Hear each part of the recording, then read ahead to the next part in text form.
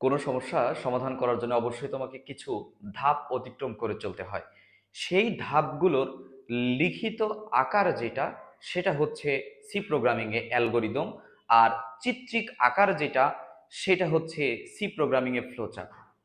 ভালো করে বুঝো একটু কি বলছি।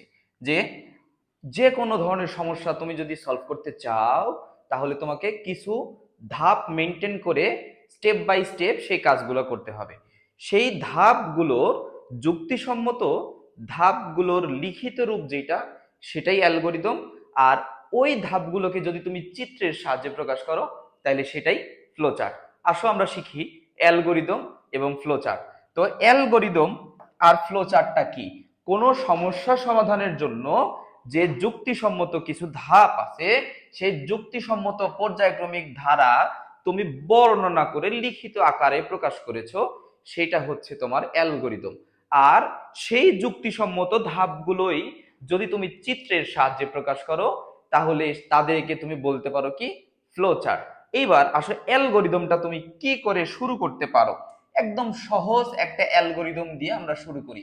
সহজ সুন্দর একটা সমস্যাকে আমরা লিখিত আকারে সমাধান করব। তোমাকে যদি বলা হয় দুইটি সংখ্যার যোগফল নির্ণয় করো, দুইটি সংখ্যার যোগফল নির্ণয়ের অ্যালগরিদম, দুইটি সংখ্যা যোগফল নির্ণয়ের অ্যালগরিদম, যোগফল নির্ণয়ের অ্যালগরিদম।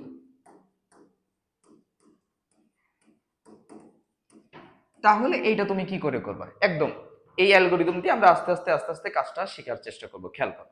তো তোমার প্রথম যে ধাপটা হবে, সেই ধাপটা হচ্ছে এই কাজটা শুরু করা। কোনো কাজটা শুরু করা, এই যোগফলের যে স্টেপটা আছে, সেই কাজটা তুমি শুরু করছো। তো স্টেপ ওয়ানে যায় তুমি কি করছো? এই যে এই সমস্যার সমাধান করার জন্য শুরু করলা, সমস্যা সমাধানটা শুরু করছো। তাই প্রথম ধাপটা তুমি লিখছো কি? স্টার্ট। এর পরের ধাপটা স্টেপ টু, যেটা স্টেপ টুতে এসে তুমি কি করছো? দুইটা সংখ্যা ইনপুট নেওয়া শুরু করছো। যেহেতু তোমাকে দুইটা সংখ্যা যোগফল নির্ণয় করতে বলছে, তাহলে দুইটা সংখ্যা কি নিবা? ইনপুট নিবা। তুমি আগে দুইটা সংখ্যা নাও, তাহলে সেজন্য আমি বলছি ইনপুট। ইনপুট যে কোনো দুইটা সংখ্যা, তাদেরকে তুমি এ আর বি দ্বারা প্রকাশ করছো। ইনপুট এ আর বি, দুটো সংখ্যা তুমি ইনপুট নিছো।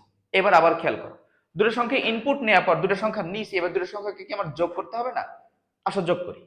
তাহলে পরবর্তী স্টেপ যেটা, স্টেপ থ্রি যেটা, সেখানে তুমি যোগ করছো।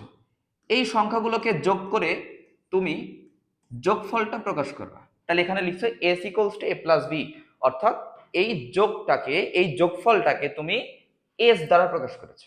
এইবার স্টেপ থ্রিতে এসে, স্টেপ ফোরে এসে তুমি এই যোগফলগুলো দেখতে চাও।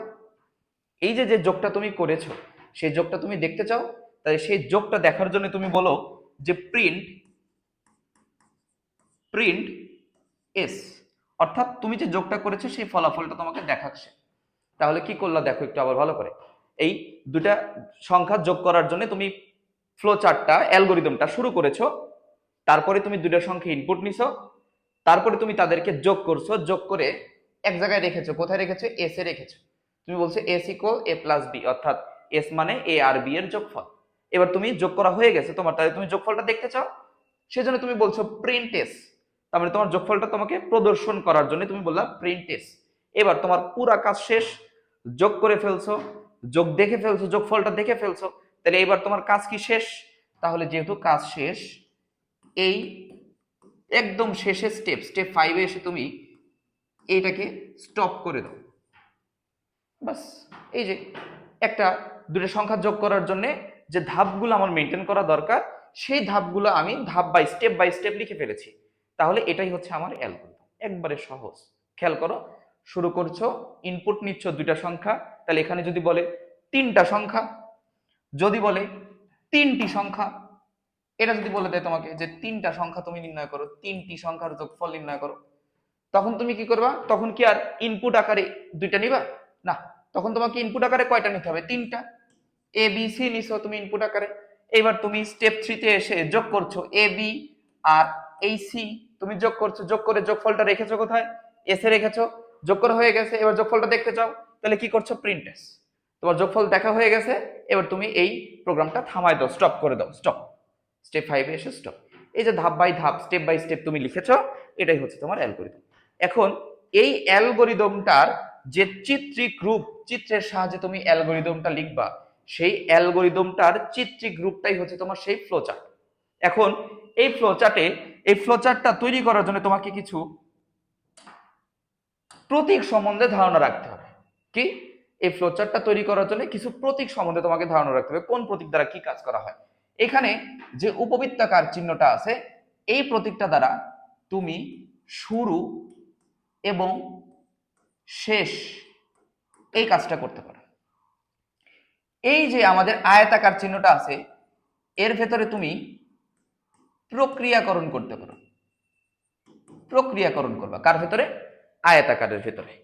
এই জায়গাতে এই সামান্তরিক চিহ্নের ভেতরে তুমি ইনপুট নিবা, ইনপুট ও আউটপুট।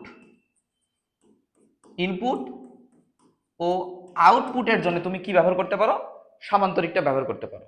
আর এই যে বৃত্তাকার যে চিহ্নটা আছে, এটা দ্বারা তুমি সংযোগ করতে পারো।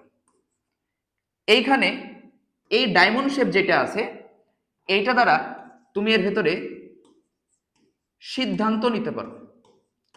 সিদ্ধান্ত প্রতীক তোমার, এটা তুমি সিদ্ধান্ত নিতে পারো এর ভেতরে। আর এই সিদ্ধান্তে তোমার উত্তর আসে, একটু বলে দিই, সিদ্ধান্তে তোমার উত্তর আসে দুইটা, হ্যাঁ অথবা না। আর এই জায়গাতে যে প্রবাহ দিকগুলো তুমি দেখতে পাচ্ছ, বিভিন্ন ধরনের অ্যারো, এটা দ্বারা তোমার প্রবাহ দিকগুলা মেনটেন করা হয়। অর্থাৎ এরপরে কোন ধাপ, তারপরে কোন ধাপ, কোন দিকে যাচ্ছে ফ্লোচার্টটা, সেটা তোমাকে এখানে তুমি প্রবাহর চিত্র দ্বারা, প্রবাহ প্রতীক দ্বারা তুমি কিন্তু এটা মেনটেন করতে পারো। তো এরকম আরো অনেকগুলো প্রতীক আছে, কিন্তু আমাদের এই ফ্লোচার্টটা তৈরি করার জন্য যেটা দরকার, আপাতত এই কয়েকটা যদি তুমি জানতে পারো, তাইলে কিন্তু তুমি একটা ফ্লোচার্ট তৈরি করতে পারবে। আসো